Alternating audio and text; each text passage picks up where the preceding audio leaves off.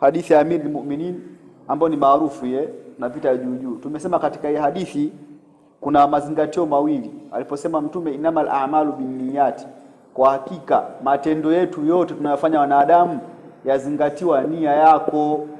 Matendo yote, masuala ya kusoma si dini, masuala sio ya kufanyaje, yote yanazingatiwa nini? Wewe umekuja kusoma kwa ajili ya nini? Hivyo ulivyokuja kwa ile nia yako ndivyo utakavyolipwa. Kama umekuja kwa ajili ya mazoea, utopata kitu mbele siku ya kiyama. Umesoma dini na sio kama unakuja hauna kitu. Sifuri. Habaa manthura.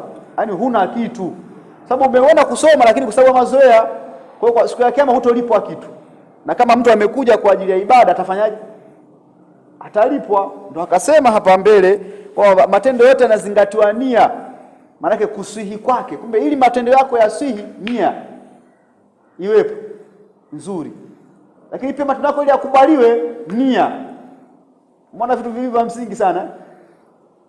Ndio tukasema kuna mazingatio hayo, tukauliza mdogo, mazingatio gani hayo?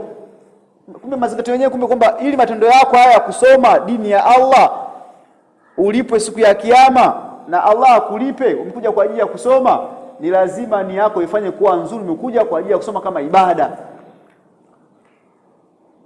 Kwa kusihi yategemeana na nia. Kukubaliwa tendo lako yategemeana na nini? Kwa kama nia yako itakuwa mbaya, haiwezi kukubaliwa tendo lako.